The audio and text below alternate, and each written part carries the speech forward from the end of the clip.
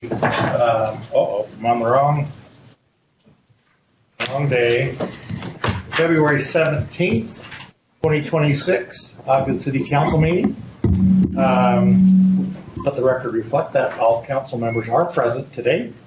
And we will start our meeting with our opening ceremony, which will be the Pledge of Allegiance, led by Vice Chair Graham. Please rise and join me. Pledge allegiance to the flag of the United States of America and to the republic for which it stands, one nation, under God, indivisible, with liberty and justice for all.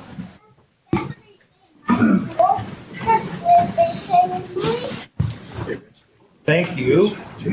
I can't hear you back here. Oh, that's because my mic wasn't on. Sorry. Beg your pardon. Okay. Hear me now? Yeah. Great. Okay. All right. Now, if you wouldn't mind, just join me for a moment of silence.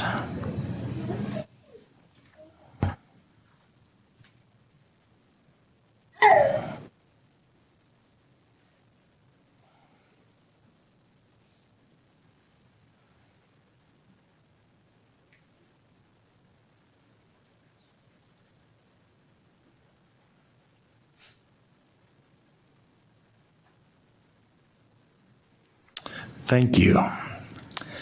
And are there any acknowledgments that council members would like to make? Okay. The next item on our agenda is a recognition of Janine Eller-Smith. And I see that she is here. I'm just kind of curious, how have your family all raised their hand? I'd like to see how many you got with you. So great. Right. It is really good to have you guys here. We've had your mom, grandma, whatever she is to you for a while, and we've grown to really appreciate her and love her. So I'm glad you're all here to celebrate this with her. So I would like to start first and read this Compass Award. This is an award that the council kind of came up with a year or a little more ago, maybe. It's kind of our big deal. It's kind of we haven't given it out too liberally, so we're kind of careful about who we give it to. And I think, Janine, you were the third recipient of the Compass Award. And this is proudly presented to Janine Eller-Smith on February 17th, 2026. And it says, over 30 years with Ogden City, including the last 16 in the council office, Janine Eller-Smith has made a lasting impact through her leadership, professionalism, and dedication to public service. During her time in the council office, Janine served as a policy analyst, deputy director, and most recently, the executive director. As executive director, Janine led the council office through major milestones. She launched the audit committee, fraud hotline, 5-year strategic plan, youth council, neighbor up grants, sustainability committee, the CEOC renewal, the Compass Award, and more. She also strengthened sister city ties with Hof, Germany, overseeing the Hof Rathaus Cottage at Christmas Village and hosting visiting delegations. Janine guided the council through the COVID-19 response and transition to virtual meetings, third floor upgrades, elections, and leadership transitions. Her contribution will benefit Ogden for years to come. So we do really appreciate it. You can tell she's done a whole lot. So Janine, why don't you come on up and accept this award.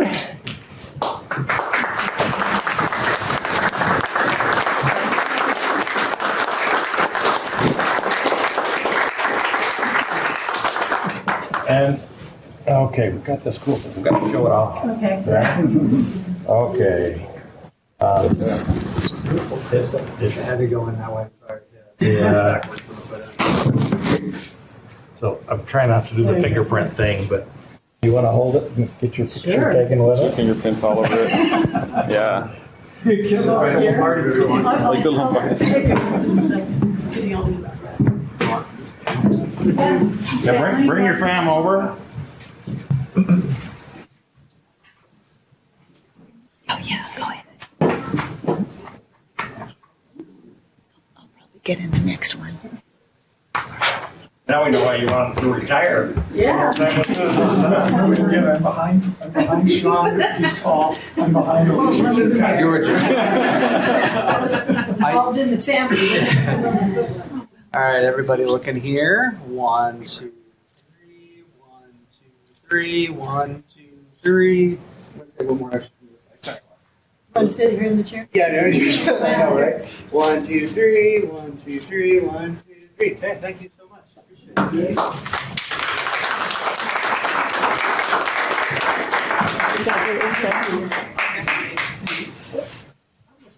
Congratulations. Thank you. Don't go too far away. Okay. Thank you. Thanks for the fun. Congratulations. Thank you. Congrats. Thanks. We're all the way. Way down the line.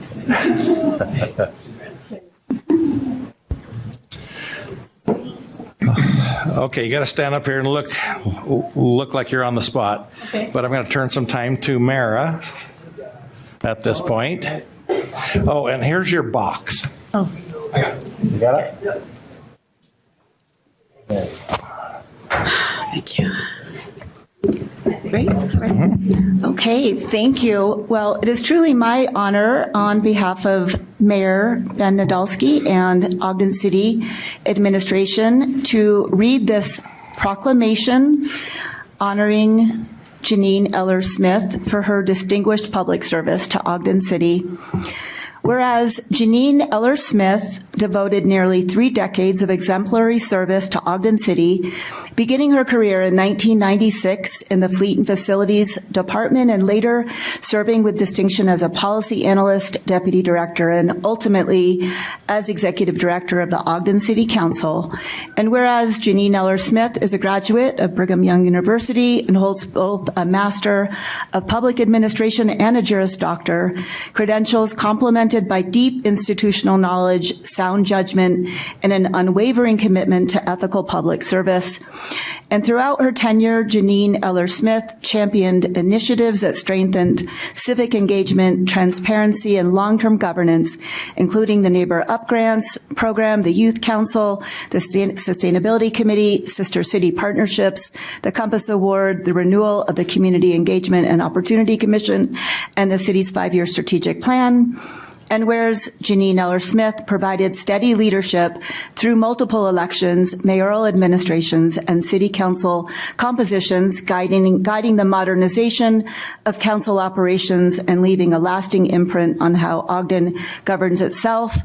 And whereas often working beyond public view, Janine Eller Smith served as a trusted, nonpartisan professional who navigated the natural tensions inherent in our form of government, ensuring council members were provided with accurate, timely, and reliable information necessary to make sound decisions on behalf of the residents of Ogden.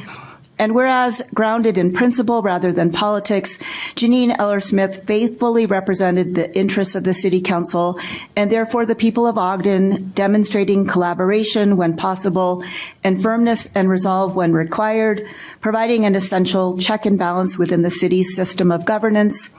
And whereas in an era when public discourse too often gives way to division, Janine Eller Smith exemplified principled public service that was thoughtful, fair, steady, and deeply committed to the community she served.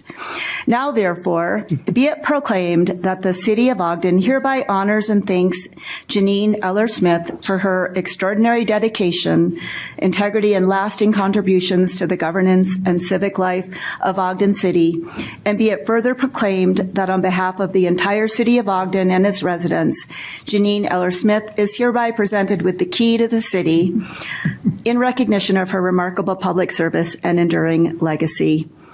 Signed this day by Benjamin K. Nadolski, Ogden City Mayor. Thank you so much, Janine.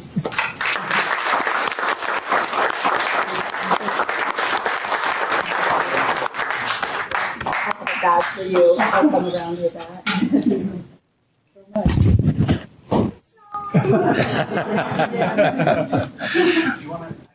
Sure.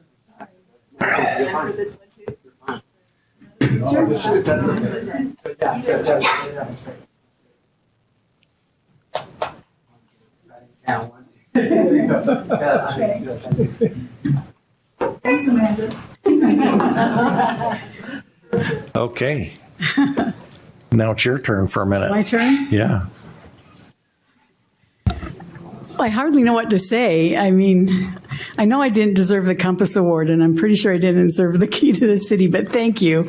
I was thinking today about, I won't go into the whole story, but as I was finishing up my undergraduate, one of the professors in the program also taught in public administration.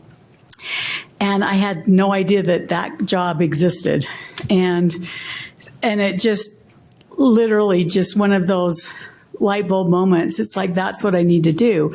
But I'd also committed to go to law school to my mom. And so that's why I did a joint degree. And I did actually work as a prosecutor for 4 years, but my heart was really in public service for a city. And so I'm really glad to have the opportunity to serve Ogden City. The job came to me at a really tough time in my life, and it served, set a really great foundation for me. And I'm grateful if all these things are true that you've said, that I have made an impact. Sometimes you wonder if that's what, if you have made a difference. So hopefully I have in a little bit. I will say my proudest thing of Ogden City is that I've hired all of the council staff. And you have a tremendous staff, and I'm sure that you new council members will get to know them, how tremendous they are, and that's what I'm most proud of right now. Thank you. Thanks, Janine.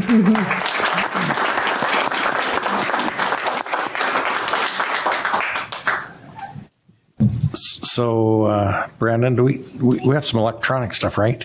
Just the one, yeah. Just the one? Okay. Well, why don't we start with that?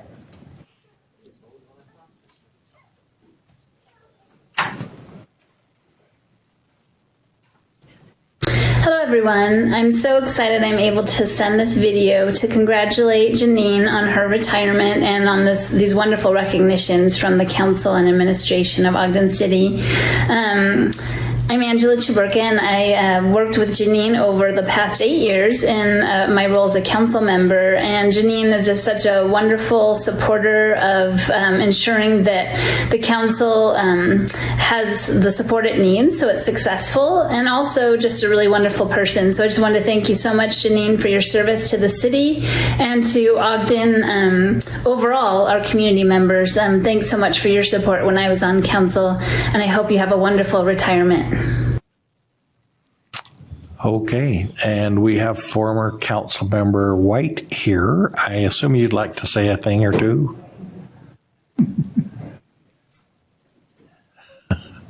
No.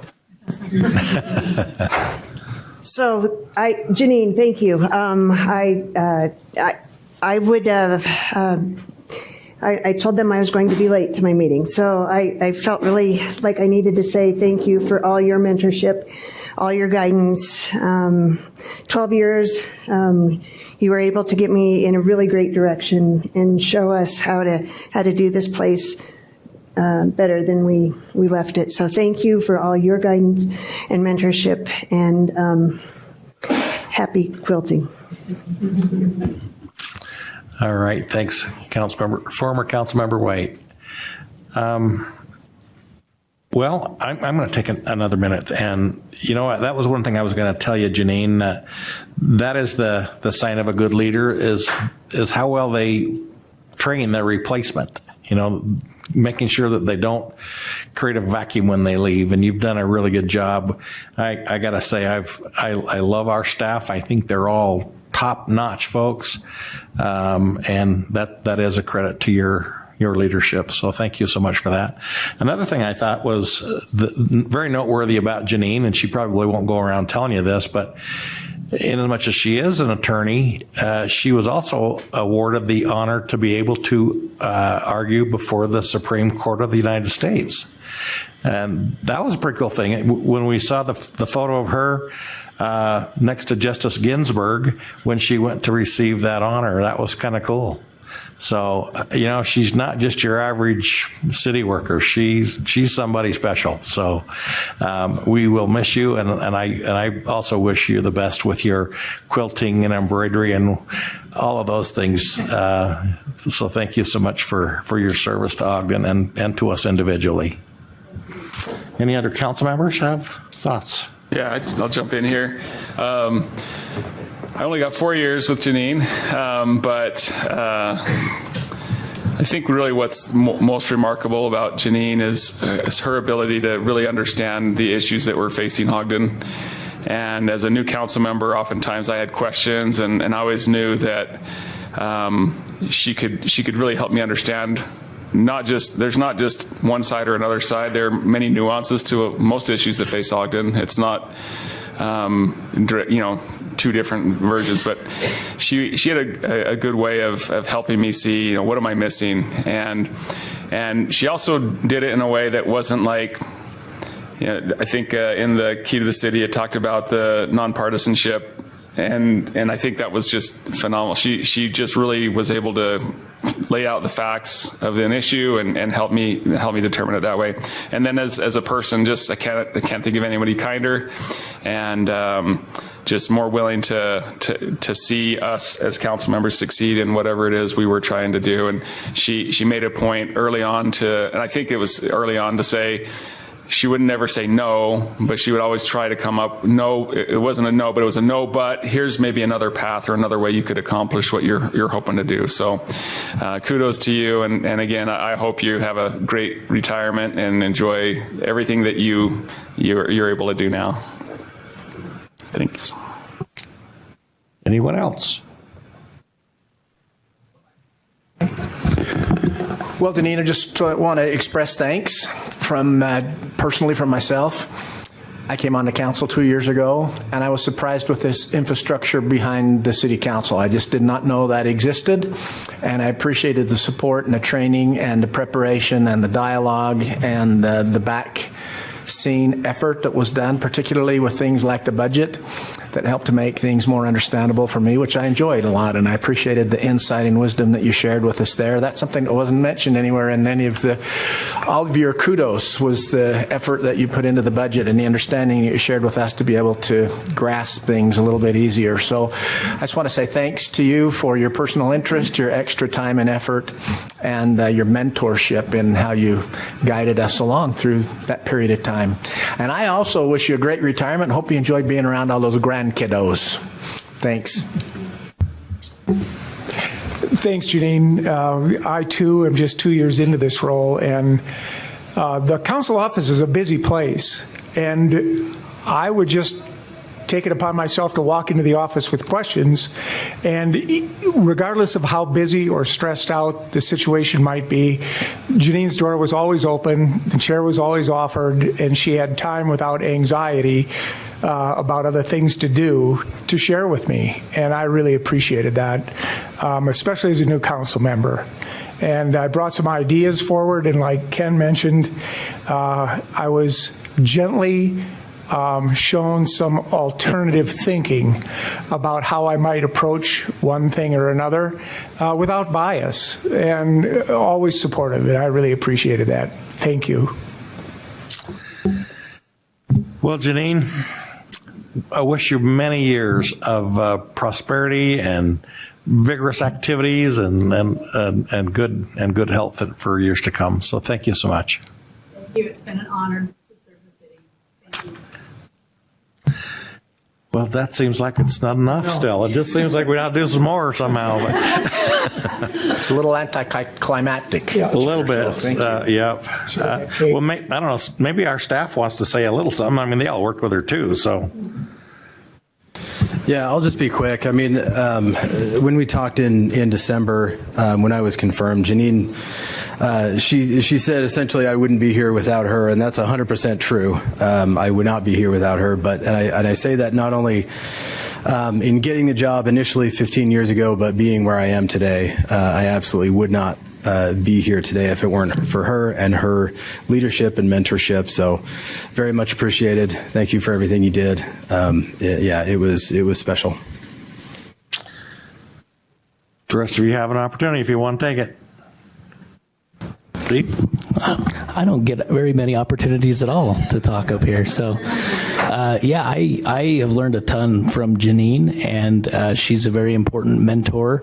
And I just appreciate all the knowledge that she shared. And there's a ton of it to share. So I'm just grateful to have gotten to work with her for a few years. It looks like you're trying to get the mic to work. Yeah. Okay, I heard you. Are you okay if I give my remarks from here? Is that okay? Sure. All right. Okay with me. Thank you.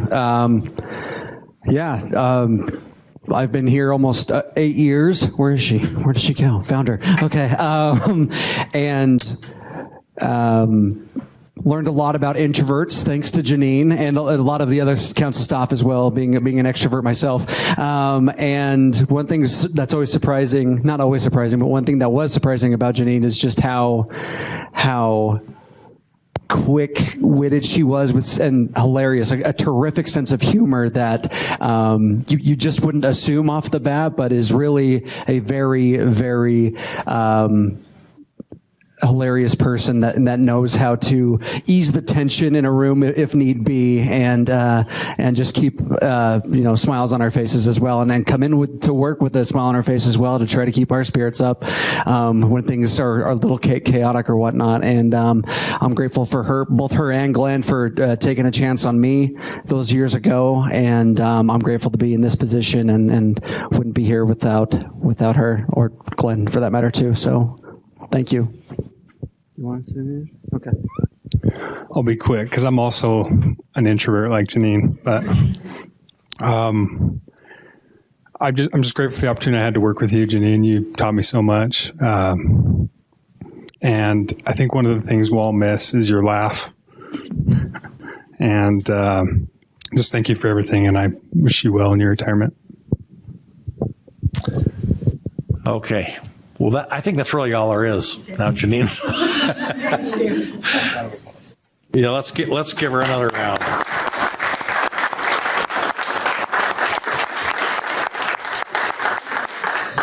Yep, you're going to go down in history. All right. Well, thanks, Janine. Thank you. The next item on our agenda is the approval of minutes. The first meeting is the special meeting of December 9th. Councilmember Myers. Mr. Chair, I've reviewed the minutes of December 9th, 2025, and find them to be accurate. And of the joint work session of December 9th and work session and regular meeting of December 16th, 2025. Councilmember Ritchie. Yes, Chair, reviewed all of those minutes and all of those discussion items and found those to be accurate to my memory. And finally, the work session and regular meeting of January 6th, 2026. Councilmember Lundell, this is your inaugural one, isn't it? All right. Yes, I have reviewed the work session and regular meeting minutes of January 6th, 2026, and find them to be accurate.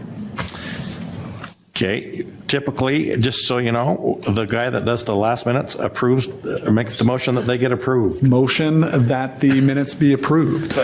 Okay. We have a motion by Councilmember Lundell, second by Councilmember Ritchie to approve the minutes. This is a voice vote. All in favor? Aye. Are there any opposed? Okay. They will stand approved. Next item is the reports from the Planning Commission concerning the 1425 Kingston Drive rezone. We have Barton Brierley here to make a presentation.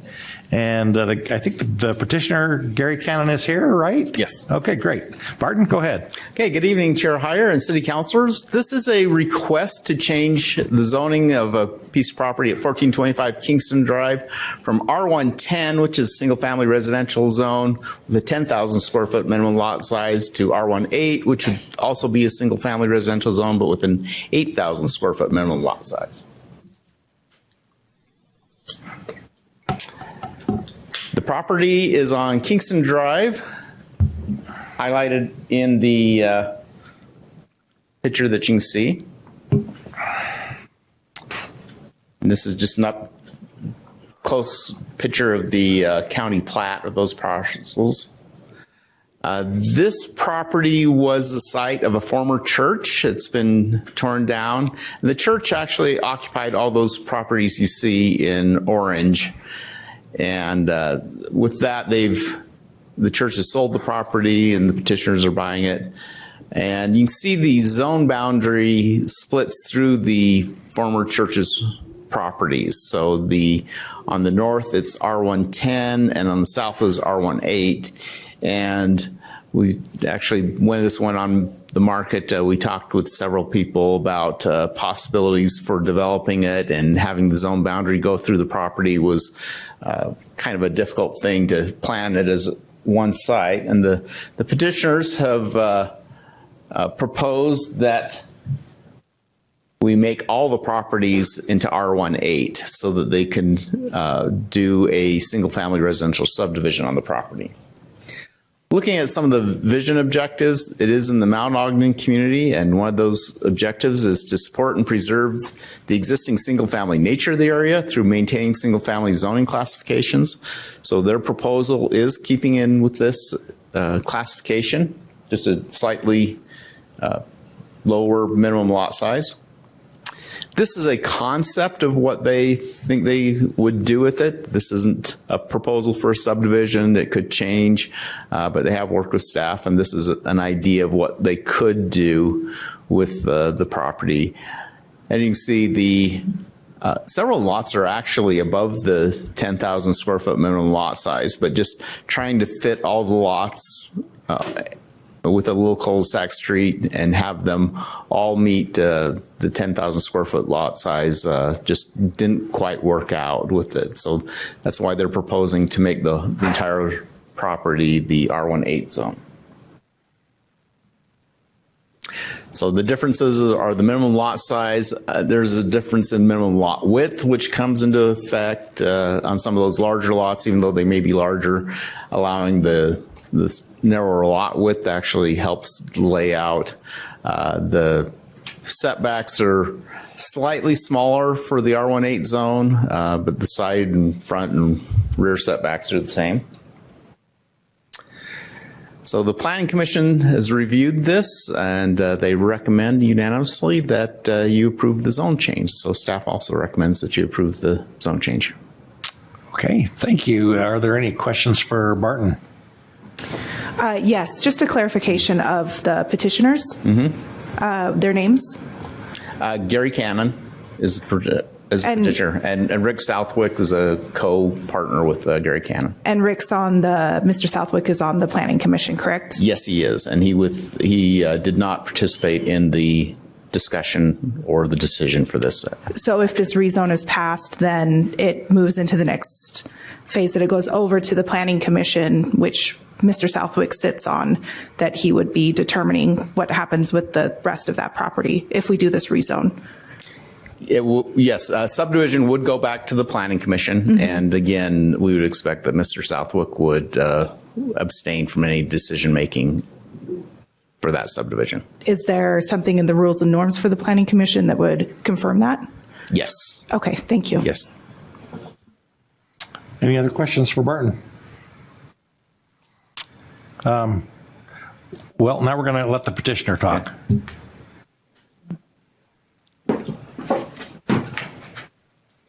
Welcome.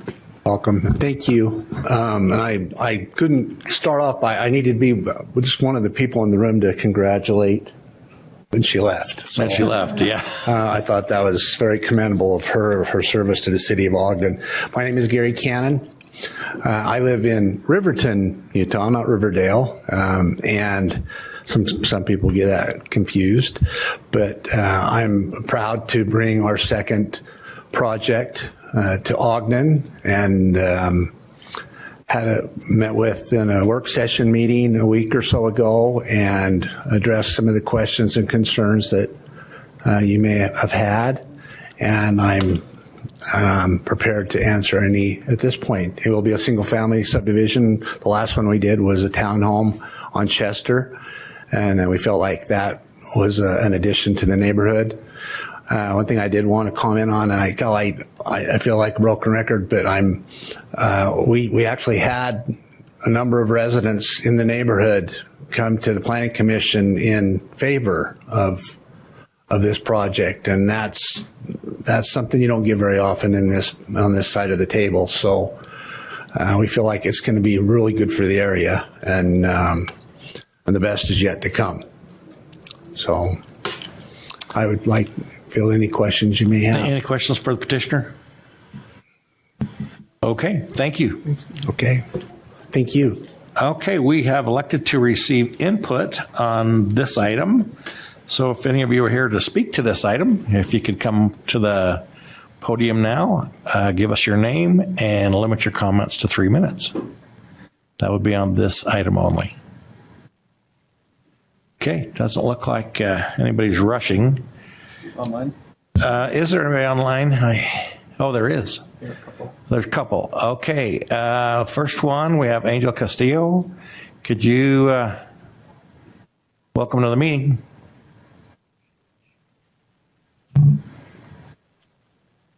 Thank you, Councilman Heyer. Angel Castillo, Ogden resident. First and foremost, there's whenever you comment on Zoom, Angel, we feedback can that's barely happening. hear you, Angel. Could you maybe speak up a little bit? Okay. I'm sorry.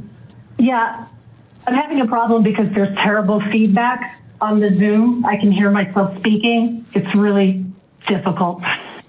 So we've got to get that fixed. It's been a challenge and it's been happening for months. Anyway, I'm a former planning commissioner, so I'm very aware of what our codes are, and I wholeheartedly support changing this to allow the petitioner to have smaller lots. And in this vein of why this is a good thing, I'd like you all to write down this address, 2445 Custer Avenue, 2445 Custer Avenue. It is just down the street from me, and it's adorable, and it's more of what we need. I mean, we need more of this particular type of development so that we have an array of properties to offer people to purchase. But at 2445 Custer, there are 1, 2, 3, 4, 5, 6, 7, 8, 9 houses on maybe order of what this builder is building on. It's from the pioneer days. It's fantastic. It's a great little community, and I encourage all of you as council members to take a drive by and look at it in person before we get to Wednesday, where we're going to be looking at the zoning for the overall city. So I'm fully in support of this project. We need to have different size options available, and we should allow developers to be able to go smaller with shorter setbacks if it's going to provide us more housing. Thank you. Thanks, Angel. And we've got Julian Snyder is next. Hi, yes, thank you. Julian Snyder, Ogden resident. I also wanted to voice support for this. I think it sounds great. I think there's probably a lot or many lots here in Ogden that are around this size. It's a decent size for a smaller family home, and it'd be great to add 8 or so, whatever the number was, single family homes for Ogden. That's it. Thank you, Julian. And Linda's iPhone. Good evening. As I've said in the past, I'm not in favor of any high density, but this is something that I think is perfect, that we could have people end up owning, which would actually end up just helping the citizens out as well as the city and make us more connected. When we own something, we have more of a vested interest most of the time. And I think anything that we can do to bring owner occupancy into the new development is probably the best way to go. Linda, could you tell us your name? Oh, yeah, Linda Sanchez. Okay, thank you.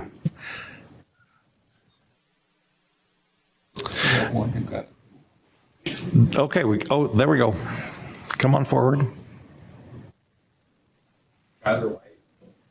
So I I wouldn't say I'm necessarily in favor or against, but I do live in the neighborhood, and I understand from the developer's point of view of adding 2 more. It's more profitable for them to subdivide it into smaller parcels. With me living there, I like having it be a larger lot. I don't think 2 more homes is going to really help improve the affordability issue or, you know, the housing shortage that we have. They're building apartment places everywhere in high density areas. And so for me, it's more about a uniformity issue. I like having these larger lots where we're at, but if we try and make it smaller and make it something that it is not, I don't really like that as much. And I understand the reason and the intent and desire behind it, but I would like to definitely see it just stay as it is. It's an R110 and stay that way. And I'm sure you guys can figure out a way. I'm not, you know, I don't know all the particulars of the layout, how to make that work, but I'm sure there's a way to make that work. But I just think it gives a lot better continuity to the property area. I have a sister that lives in another area in Summit County, and they've done that where they have a bunch of larger lots and then they nestled right inside of a bunch of smaller lots in it. It's nice, but it does look a little bit more out of place. So that's how I feel on the issue. I'd like to just keep the status quo and keep it going. Thanks, Tyler. Laura Lewis. I have one question. Some of the more recent developments, they've required owner occupancy for 10 years. Does this one have that same requirement of owner occupancy? No. So investors could potentially buy these and take them off the market for, say, first-time home buyers or something like that. Okay. We'll get that question answered for you. Thank you. Anyone else?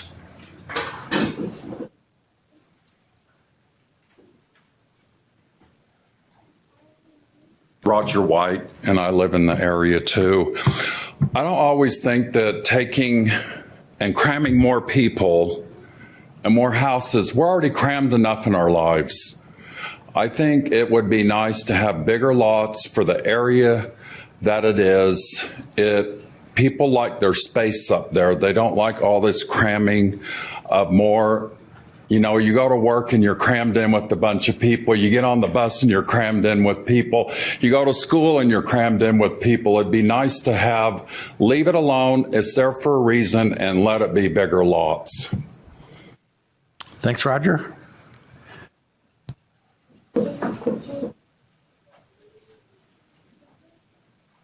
Good evening. My name's Ted Wilkinson. I also live close to the lot there. I don't really do this city council stuff. I was here mostly just for the information. I got to see the plot. I understand I grew up in construction. My father was a general contractor. I'm a plumber by trade. It looks like, you know, kind of on that south side, there's kind of that weird section where it would need to be an 8,000 square foot lot. And so I do understand the difficulties of trying to make that happen. I agree a lot with what they said too. Regardless of the lot size, you know, most homes are going to have 2 cars at least. Most people are going to want a dog in the backyard, a shed in the backyard, and the smaller we make these, just the more cluttered everything looks, instead of giving us the space to settle down roots, to grow our families, and to enjoy the area that we already love, and making it look nice. You know, there's other concerns I have too, as far as making those lots and making the houses street facing instead of putting up a big vinyl fence around the whole cul-de-sac, right? But that's for a different discussion. But I guess at this point I'm probably against it, but I do understand kind of the difficulties they have for doing it. It doesn't look great right now either as a dirt lot. I do think there needs to be more discussion on how to make it work. That's all. Thanks, Mr. Wilkinson. Thank you. Anyone else? I think I'm behind the property. Okay, we got one more online. David Lawrence. Thank you. I hope you can hear me okay. It sounds like there have been some audio issues tonight.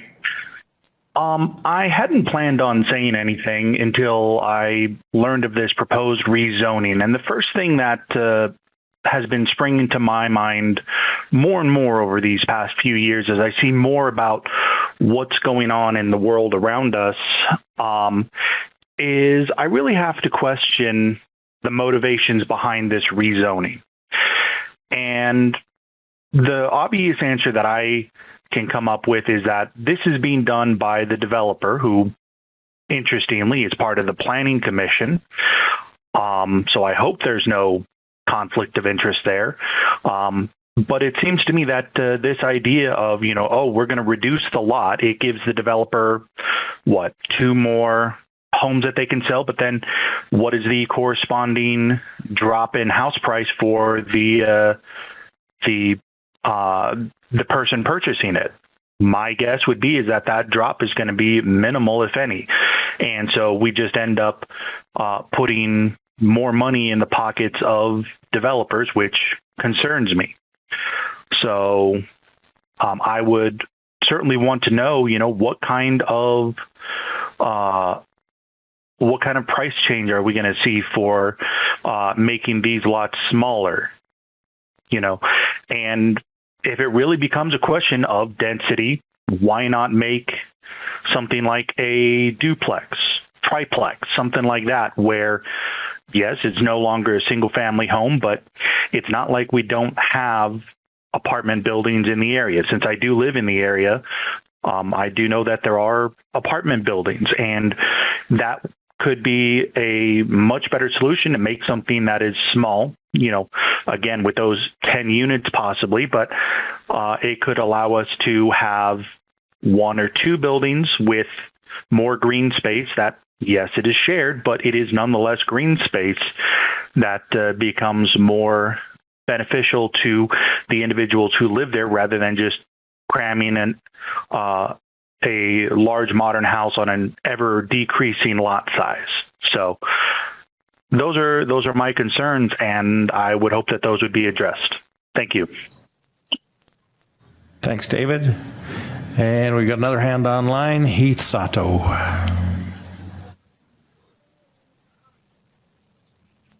Hi, Heath Sato, Ogden resident. I just wanted to express my support for available in general. And whatever Brandon did, it's working. I'm not getting the echo, so thank you. That's it. Okay. I think we've got, anybody else still want to speak to the council on this item? All right. I think maybe we might be appropriate if we let Barton and or the petitioner come and answer some of those questions that were asked. And tag team it. Okay. I can answer the question about the homeownership requirement. There have been some developments where we have required a conditional overlay that requires the homes to be owner occupied for a certain period of time. Those have typically been the townhome developments or the very small lot, 2,500 square foot lot sizes that we've done that. Those are the more likely to be renter occupied than these homes. This particular project does not come to you with a recommendation from staff or the Planning Commission to create such a requirement. Because they are pretty standard 8,000 square foot lots, it's much more likely that they are home owner occupied, so we're not recommending that, though you can certainly impose that. And Mr. Cannon can talk about his plans for that. Thank you. I appreciate the comments from the neighbors, both here and online. We have no problem with entering into a development agreement stating that these will be only owner occupied. I don't know by law how long you can enforce the owner-occupied. Well, I don't even know what to call it, but I will tell you this: from what we have found is, from a water conservancy perspective, the larger lots are definitely in a situation now with water, but that's one of the fewer reasons for even going down this road. People naturally want larger lots, and a lot of these buyers may be coming from a first home, townhome. They may be coming from an apartment. They see that they want more ground. Well, what people don't understand is the cost and the maintenance to maintain a larger lot. People nowadays are spending more time at the park, in the mountains, on the lake. They're chasing their kids to St. George. They're chasing their grandkids.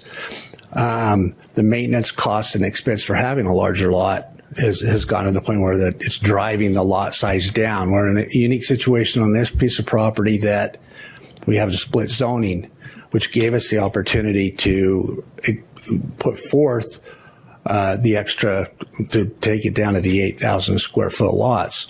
Also, from an economic standpoint, which I hate to bring in, I hate to stand here and talk about that. These finished houses will probably be in the neighborhood of $650,000 and up, which takes investors who want to rent them right out of the picture. It's not economically feasible to build a $650,000 home or buy one and then rent it out and get a return better than what you can have your money sitting in the bank for. I hope I have answered, and I'd be happy to, since there have been other questions, I'd be happy to answer any of those for the council. I just had one. So when we looked at the presentation and the draw, I mean, the development as it was shown with the 3 on the north end, if we can, I don't know if we can bring that up. Just thinking about how it is split zone, and I don't know how much you're planning to hold yourself to.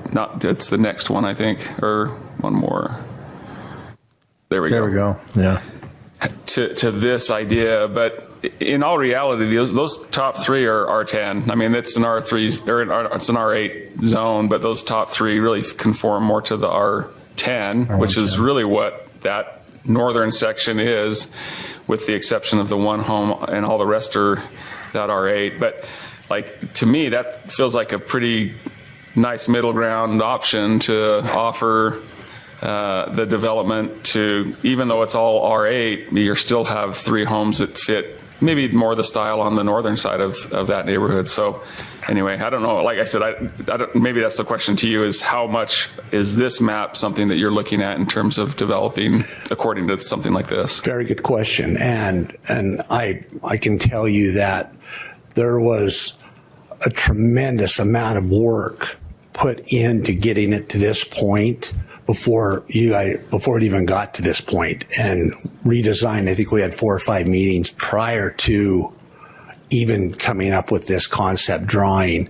And we've had a couple meetings with the Rocky Mountain Power and their easements, which we've worked through those. Having it been a former church site, we've got some crazy easements that are running through strange places on the property that we've already, Rocky Mountain Power has agreed to let us abandon those and move them over to the required property lines.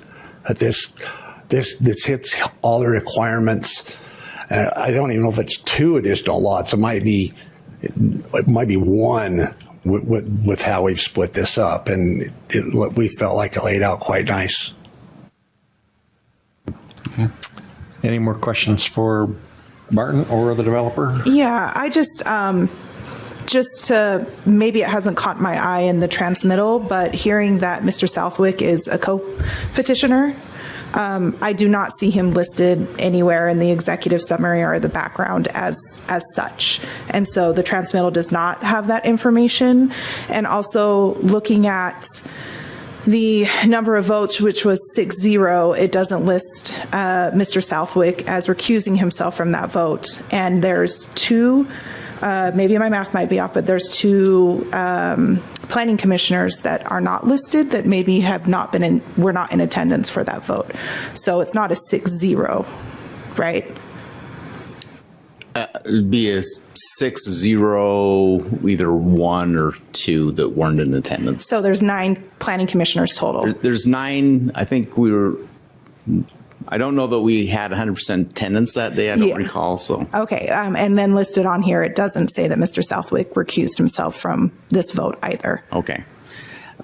So yeah, he's not the applicant. He's just a partner with the applicant. Okay, So that's why he's not listed. So and then earlier, but you'd stated that he was a co-petitioner? Then I apologize for that. Okay, so but that's just not noted anywhere in the transmittal that there is that conflict with him being a planning commissioner and being a remind me of the designation? He's a partner with the applicant. Okay, He's thank not- you. Yes. And he did, and I can say he did recuse himself. We actually required that by the planning commission rules, that he remove himself from the room and not be in the room. And that's my fault for not doing my due diligence and looking in the minutes from that meeting to make that assurance. And I was an eyewitness to the Chester redevelopment, which were the same 2 partners while I was on the planning commission. Mr. Southwick not only recused himself from the vote on that, but removed himself from the room and didn't discuss anything about the vote that was before us with me in advance of the vote itself. So Thank you for that clarification. I can vouch for Rick on that. Yeah, and I just, when we look at these transmittals and we know they're public information, and as our constituents are looking through these, there's just no record on this transmittal of any of that. Yeah, and there'd be minutes to review for that particular meeting that would acknowledge Rick's departure from a vote and from the room, probably. Thank you. Yeah.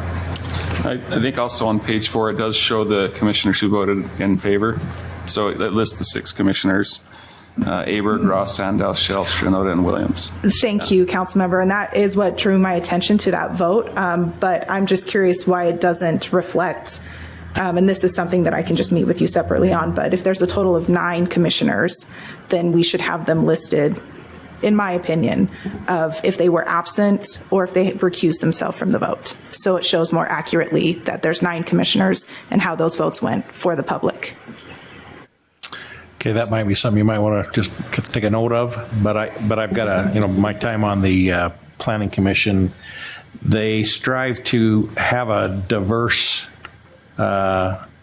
skill set on the planning commission. So, Mr. Southwick's in real estate. They've got architects. They've got, all kinds of stuff. So there's and so it's not uncommon in the planning commission for somebody to recuse themselves because something's being talked about that they're working on. Yeah. Thank you, Chair, and I appreciate that, and I appreciate Mr. Southwick recusing himself from that conversation.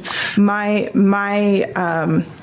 concern is that's just not reflected in the transmittal, but is reflected according to Councilman Vice Chair Graff in the minutes that I need to go back and review. So thank you. Okay. All right. I'd just like to say, as someone who owned a home actually on one of the previous slides there on the corner of Kingston and Kingston Circle, I'm very familiar with the neighborhood. And I did see some of my neighbors on the transmittal who were in favor of this project that maybe weren't here speaking tonight, but I know them personally, know them well, and I know the neighborhood well. And I think this will be a good addition to the neighborhood. My kids used to ride their bikes on that church parking lot, and I think the neighborhood will look forward to having more neighbors and having the ability to have another cul-de-sac in there where they can enjoy the things that my kids got to enjoy when they were there. So instead of a dirt lot that's there now. So. All right. Chair? Sure. Yes. Just one other comment. I just think this picture that you have currently displayed, Barton, is particularly beneficial. And I don't know if this is the exact format. You stated that it's conceptual, which is okay. But I think this is very important for the community to see that, 11,000 square foot parcels stays within what you would think would be beneficial for that community. It's congruent with what some of the other homes are. And to me, I don't live very far away also from this area. And to me, I think this is a welcome development in that community because they've been looking at a vacant lot for several years now. And so I'm excited about this to come into our neighborhood and into our community. It's nice, and I commend you that you have sought out single-family homes to be built in Ogden again, and just commend you for taking the carrying the torch and doing something that our community stands in need of. So thanks very much. Thank you. You're welcome. And just one more thing, I did want to thank people from the neighborhood who came. You know, we taking that input in and balancing it with the others who spoke at the Planning Commission meeting and a personal experience from the neighborhood. But thanks for coming out and participating in the process. Really appreciate that. So, in addition, if I may, single-family homes bring not just people or houses, they bring people, and with them maybe children that can populate our schools.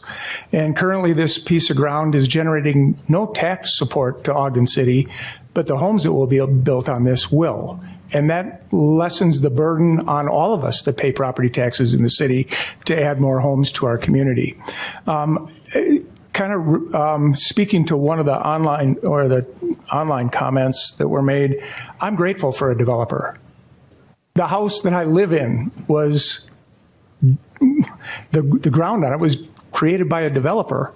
And I'm glad that the developer made a profit so they could go on and develop ground for my neighbor to build on. Just like the grocery store. If the grocery store doesn't make a profit, I don't get to go shop there when they're out of business because they didn't make a profit. So I want to applaud you for taking a risk, investing your time and your treasure in creating something for Ogden. Godspeed to y'all. I was just going to make the same comment about this particular, plan view. And, corner lots, which there are those three in an R110, have to be 11,000 square feet, and that's what those are.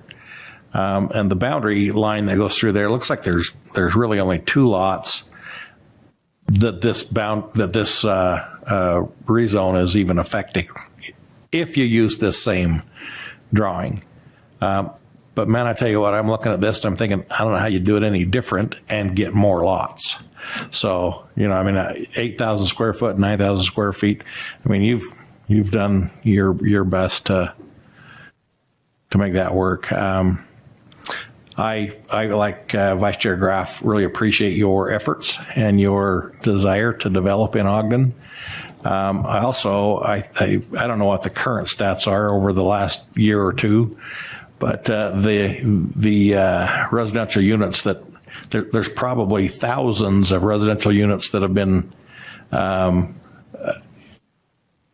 approved for multifamily housing, but probably less than 100 in single family. So I think the single family product is drastically needed in Ogden, and I appreciate you taking care to do this. And I like you. I don't think it's a high risk of somebody buying it up to try to rent it. So good luck with you on this project. So, but we haven't approved it yet. So I guess I shouldn't say that yet. I wanted to add one other comment, if I may. This property was on the market for about 2 years.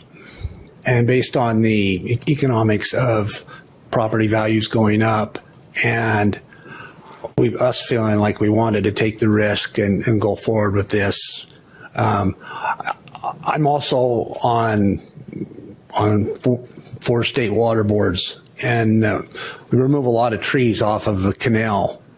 We removed 2 trees 2 weeks ago. 2 trees. These trees were over 100 years old. It was $24,000 to remove 2 trees on a canal bank. I mean, these are big trees, and when trees get big and old like that, they die. And then the risk of them falling on a home or on the road or injuring somebody, heaven help us. It's just, this is an expensive endeavor, and we appreciate your cooperation. We're going to do a great job, and you're going to be proud of it when it's done. And thank you for the confidence. Okay. Thank you, Mr. Cannon. Thank you, Mr. Brierley. Okay. Can I say one more thing? Actually, no. You've had your time. I'm sorry. That's the way our rules work. So There will be public comment. There will be public comment at the end. You can come up again then. So, is there any discussion prior to a motion? Okay, I'll look for a motion. Chair, I'd like to make a motion that we pass proposed ordinance 2026-1. I'll second. Okay, we have a motion by Councilmember Lindell, seconded by Vice Chair Graff, to adopt ordinance 2026-1. This is a roll call vote. Councilmember Lopez. Councilmember Lundell. Yes. Councilmember Myers. Aye. Councilmember Ritchie. Aye. Councilmember Washington. Aye. Vice Chair Graff. Aye. Chair Heyer. Aye, that's unanimous. That passes. Good luck for your project. Look forward to seeing that soon. Okay, next item on our agenda is public comment. This is an opportunity to address the council regarding your concerns or ideas on any topic. Please come to the front, give us your name, and limit your comments to 3 minutes, please.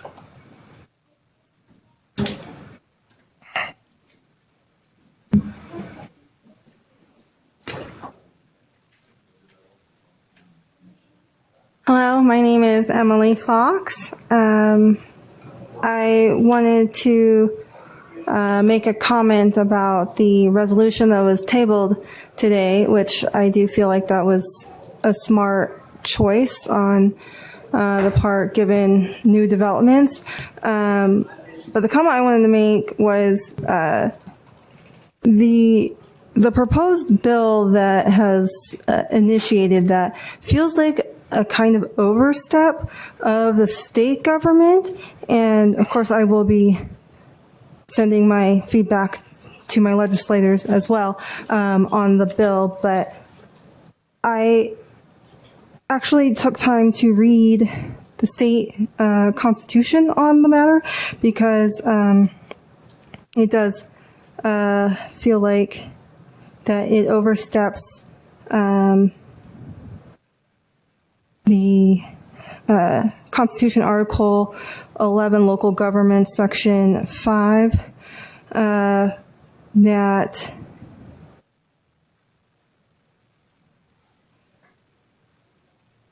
each city forming its charter under this section shall have and is hereby granted the authority to exercise all powers relating to municipal affairs and to adopt and enforce within its limits local police, sanitary, and similar regulations not in conflict with the general law.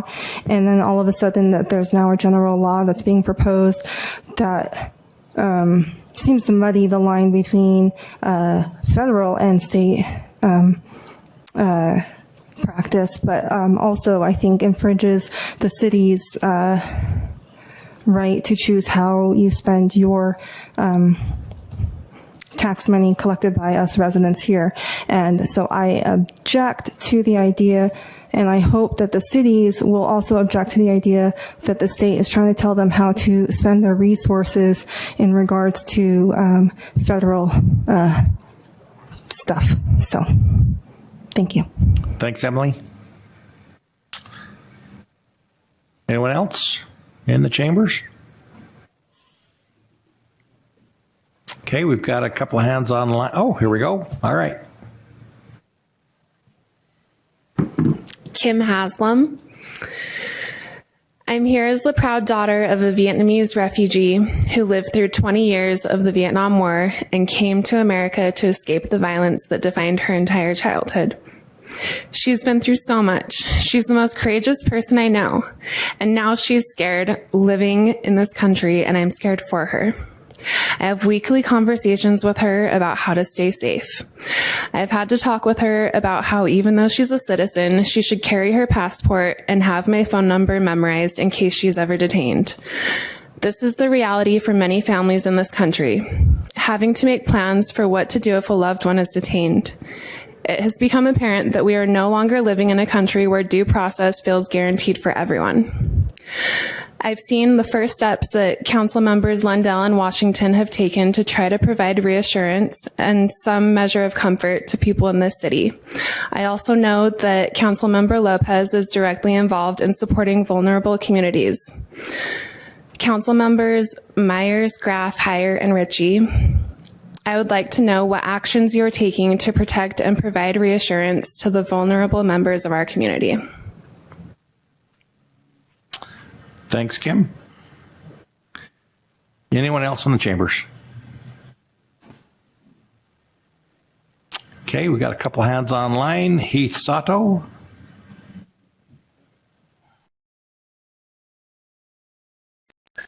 I just wanted to add a little tag to the end of that discussion about the rezoning. Our single family home is in an old section of town, and we've got a 6,100 square foot lot, and we've got a 2,000 square foot home. We've got a patio area, we've got garden areas, and we've still got tons of room for the dogs to run around. So I don't think that squishing down to 9,000 square foot lots is like turning us into some tiny lot area. So just wanted to add that thought in. Some of us are good with smaller lots. Thanks. Thanks, Heath. And Angel Castillo.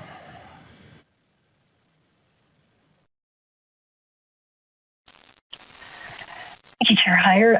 Angel Castillo, Ogden resident. I really appreciate that Council Members Washington and Lindell decided to pull back on what they put forward, but I firmly believe that we've got bigger problems that we have to look at, because this is an absolute, what the bill is going to do is, as one of the other people pointed out, is against the state constitution, and it's a government overreach, and it's telling us how to run our city. And Utah is a property rights state, so I'm really kind of shocked that this is coming out, but I've emailed all of the council to the general email, and individually there's a bunch of different ways that you can pivot on this. And basically what we're looking for is making sure that our constitutional freedoms are not infringed upon. And it hurts my heart that our portions of our immigrant community are scared, and that's a very genuine and real emotion, and it's a hard one because historically government has not been very good to a lot of immigrants. And I just want everybody to remember how Utah was formed. It was a group of people who were exercising their constitutional right to practice their religion, and they had to leave their home and travel across the United States to find a place. And this is the place. And we should be honoring all the people that came before us practicing constitutional rights. And it is clear and it is documented that there is a unit of the branch of the federal government that is infringing upon people's constitutional rights.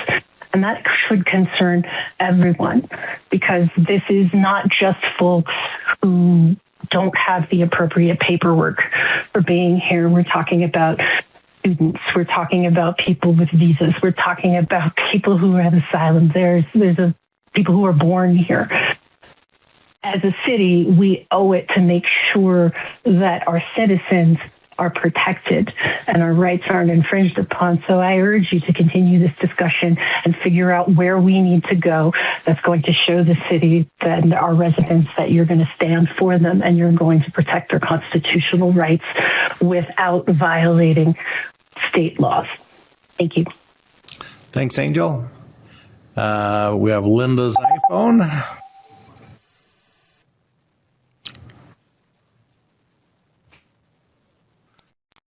Linda Sanchez. As this day and age, we kind of do everything by our phones. I just wanted to report. I tried to log into the transparency module for the portal, and it does not look like using it from your phones, or maybe from my phone, or maybe I'm just not using it correctly. I cannot access a lot of those data points. I have not had a chance to have like a desktop to confirm that.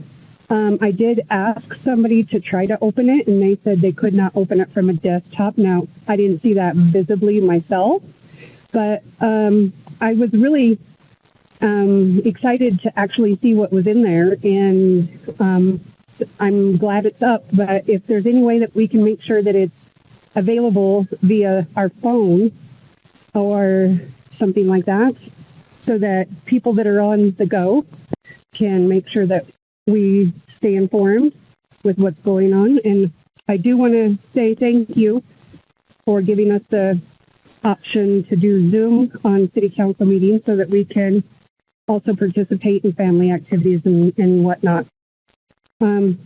Anyways, I yield back. Thanks, Linda. And we have Teresa's iPhone.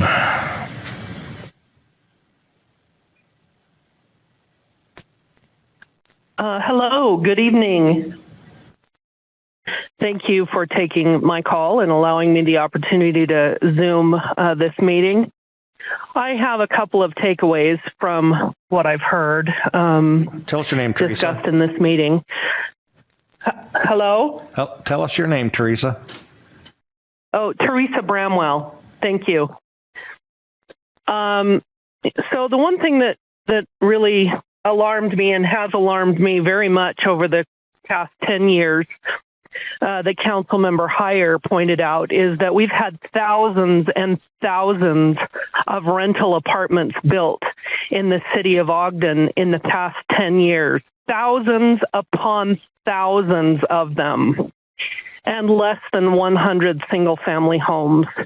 I was born and raised in Ogden City, and I have been in Ogden City my entire life, either as a resident or a property owner.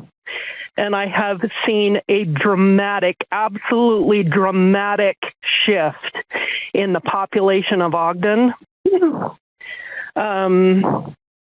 because of the amount of rentals that have been built within the city of Ogden. I think everybody should be alarmed about it. And I'm happy to see that there are some single-family homes that are coming online and that developers are willing to look at that product in Ogden City. I specifically think we need a lot more single-family homes in my neighborhood in East Central that can be purchased by owner-occupants because the rental situation has made living there or owning property there an absolute nightmare. I cannot describe how horrific my experience has been in Ogden City of being a crime victim hundreds and hundreds of times. And I feel like I have called the police, probably called 911 at least 200 times. I don't know how many people have called 911 200 times. But that's traumatic. And the other thing I wanted to mention just about the constitutional rights is, I live in Salt Lake now, and I'm kind of by Fort Douglas. And I know when Utah was not a state and it was filled with Mormons that came here to practice their religion, Fort Douglas pointed their cannons at the Salt Lake City Temple and said, you either conform with the laws of the United States or we will blow your temple to smithereens. Thank you. Thanks, Teresa. Okay, I don't see any more online. Just going to one last call for those in the chamber that'd like to speak. Okay. Comments from the administration? I'd just like to comment back to Linda Sanchez that we are still making some adjustments to the RDA transparency dashboard. And so I don't believe that's fully available online at this point, but I'll also make sure that we look to look at cell phone compatibility, because I know that can be a little different from desktop access. So we'll continue to work on that. Okay. That's all I have. Thank you.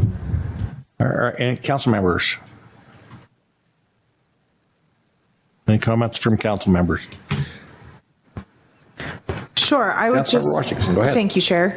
I would just like to, as I said in the work session, just extend my appreciation for Council and leadership extending, tabling this proposed joint resolution affirming community trust through public safety until March 3rd. And also now we as a collective, as a community, and as a council, we have the resolution in front of us to review, to ask questions, to do more research. So I invite us to lead with curiosity, but also something that I'm so proud of and humbled by in this process is how the community has upheld each other, even with opposing views, affirming views of this joint resolution. It's been an incredible process to witness everyone upholding the shared lived experience to create a stronger community. And just for a timeline update, myself and council member Lendell, we did hold a community conversation about the proposed joint resolution just this Sunday. That was February 15th at the Weber County Library. It was open to the public, where we did talk about the resolution and present the resolution.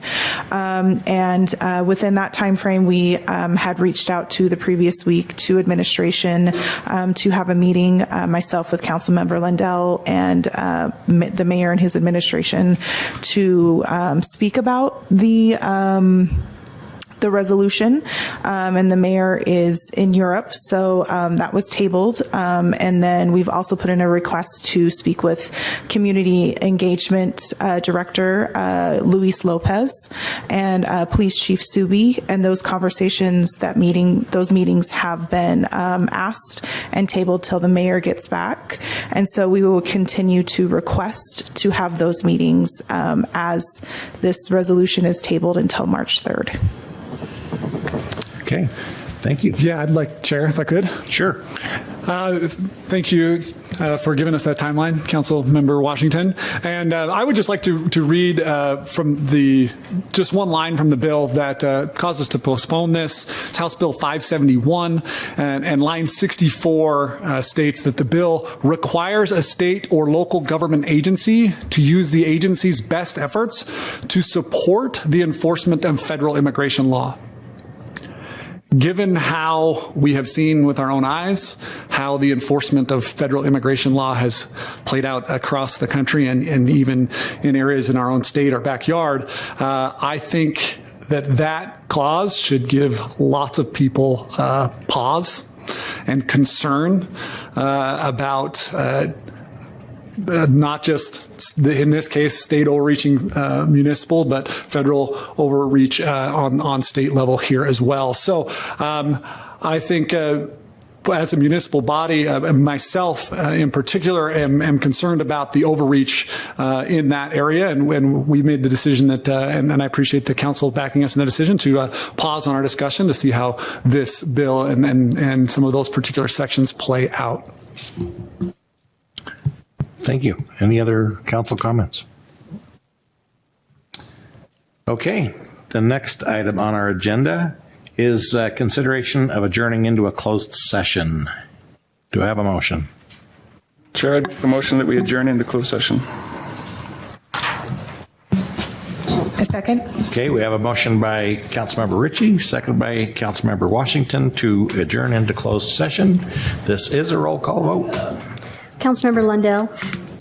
Yes. Councilmember Myers. Aye. Councilmember Ritchie. Aye.